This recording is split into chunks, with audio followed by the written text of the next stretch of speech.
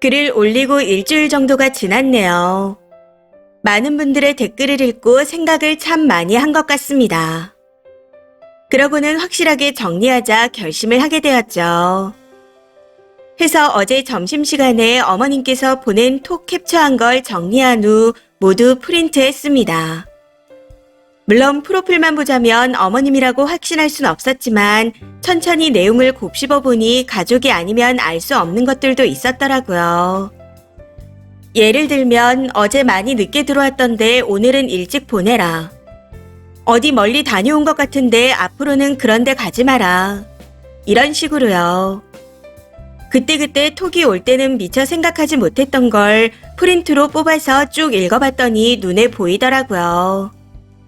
모든 내용을 다시 한번 다 확인하고 나니 속이 뒤틀리면서 이상하게 섭섭한 기분까지 들었습니다. 처음에는 이런 줄 모르고 제가 먼저 대화방을 나오거나 상대 쪽에서 대화 내용을 지울 때까지 그대로 뒀었는데 이후부터 캡처해서 보관하고 있었던 게 참 다행이라는 생각이 듭니다. 아무튼 캡처했던 내용을 뽑아 저희가 데이트했던 날짜까지 체크해서 모두 정리를 해두었습니다. 그런데 그날 마침 남친에게 연락이 오더라고요. 그간 남친 어머님의 일로 사이가 안 좋아서 서로 연락도 안 하고 있었는데 어쩐 일인지 카톡으로 살랑거리며 퇴근 후 잠깐 보자고 하는 겁니다. 사실 그때까지만 해도 내심 기대했습니다. 아, 얘가 나름대로 앞뒤 사정을 다 알고 나서 나한테 미안하단 말이라도 하려는 건가? 하는 생각이 들어서요. 그렇게 그날 저녁 남친과 만났는데 웬걸요. 제가 그 일로 속상해하고 있다는 걸 알고 있고 그 때문에 연락도 안 하고 있었다는 걸 아는 사람이 아무 일도 없었던 듯 평소처럼 행동하고 말하는 겁니다. 그냥 예전처럼 만나면 카페에서 이야기하는 그런 일상 같았어요. 사실 이전부터 싸워도 며칠 동안 연락을 안 하다가 아무렇지 않게 연락하고 행동하는 모습들에 많이 지쳐있는 상태였습니다. 거기다 이번에는 다른 것도 아닌 본인 어머님 일로 일어난 일임에도 똑같이 행동하는 걸 보니 더 화가 나더라고요. 저는 그날 이후 탈모에 불면증까지 오고 톡이 오는 소리만 들어도 심장부터 두근거리는 지경까지 왔는데 어쩜 이렇게 태평할까 싶어 더 화가 났던 것 같습니다. 그렇게 남친과 만난 지 2시간 정도가 지났을까요?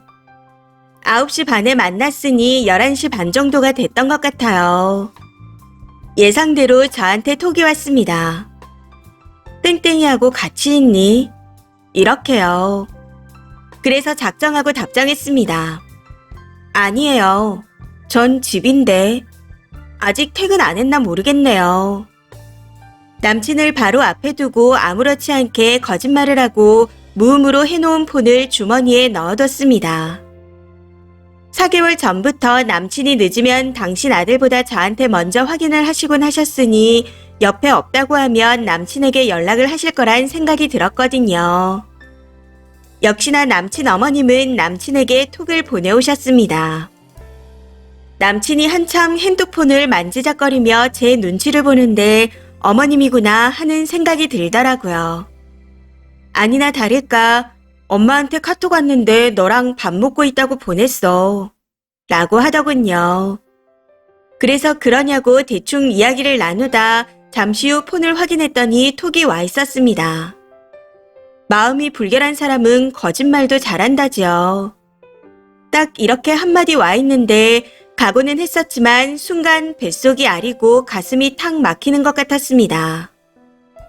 뻔히 보이는 드라마에서나 나올 법한 레파토리 한가운데에 있는 제 모습이 얼마나 멍청하고 못나 보였는지. 이건 아니다. 이건 정말 아니다. 이런 생각을 되뇌이다 어느 순간 정신이 번쩍 들어 화장실에 가서 거울을 한번 보고 나온 후 남친에게 말했습니다. 실은 아까 나한테도 톡이 하나 왔었어. 어머님이 너랑 같이 있냐 물어보시더라. 그동안 어머님이 아니라고 하셔서 누가 장난치나 보다 생각했어. 그래서 일부러 너하고 같이 안 있다고 보냈어. 근데 이런 답장이 왔네. 네가 아까 어머님께 나랑 같이 있다고 했다면서. 내가 뻥친 걸 아는 사람이 어머님뿐인데 그럼 이 톡을 보낸 사람은 어떻게 알았을까? 이상하네. 제 말을 듣던 남친의 표정이 서서히 일그러지는가 싶더니 저한테 이렇게 말하더군요. 네가 우리 엄마 봤어? 너 가게에 갔었다고 했지.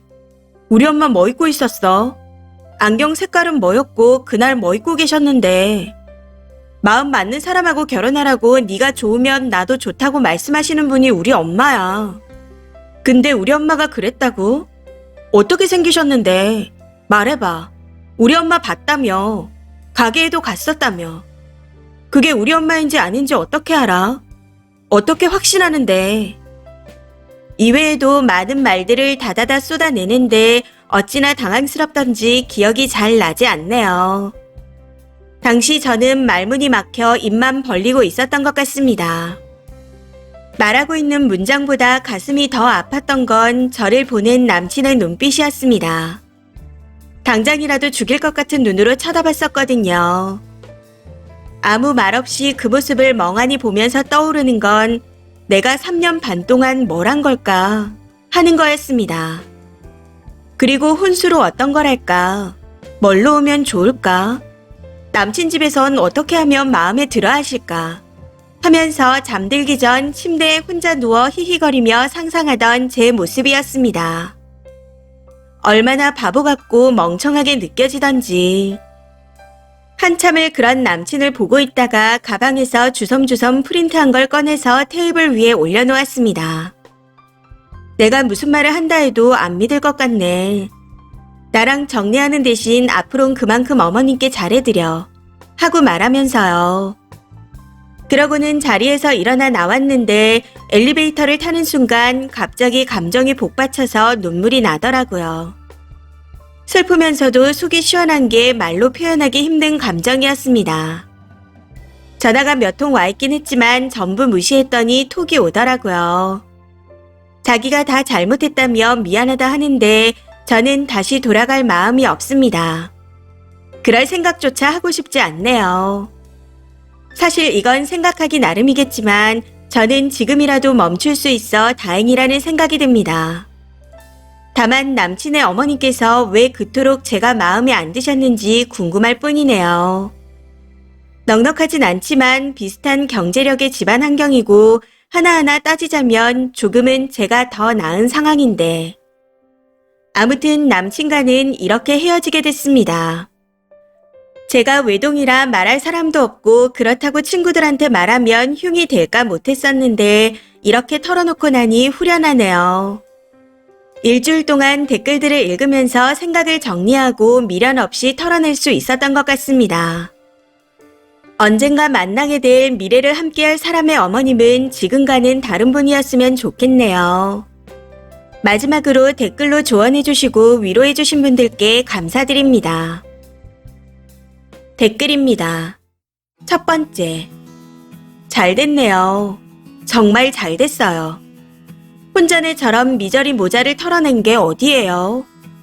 힘내시고 전남친의 그 눈빛을 절대 잊지 마세요. 다시 돌아와 달라고 빌어도 그 눈빛을 생각하며 받아주지 마세요. 그 남자랑은 결혼해봤자 님의 편이 없을 거라는 게 확실해졌으니까요. 두 번째. 마음이 불결한 사람은 거짓말도 잘한다니. 그 말이 진짜 소름 끼칩니다. 누가 마음이 불결한 사람인지 모르겠네요. 자기는 아들한테 그런 적 없다고 계속 거짓말해놓고 지가 한 짓은 안 보이나? 그 아주머니 정신적으로 문제가 있는 듯합니다. 세 번째. 누군가는 저런 상병신 집안으로 시집을 갈 텐데 진짜 불쌍하네요. 거짓말하는 사람은 마음도 불경하다는 말을 어떻게 저렇게 태어나게 하죠? 저 여잔 글쓴이가 싫은 게 아니라 내 아들의 여자가 싫은 겁니다. 그러니 누가 들어와도 싫어할걸요. 지 아들을 지 남자로 생각하는 무서운 정신병자 그 이상도 이하도 아닙니다. 네 번째. 타이밍도 방법도 모두 현명한 이별이네요. 정말 잘하셨습니다.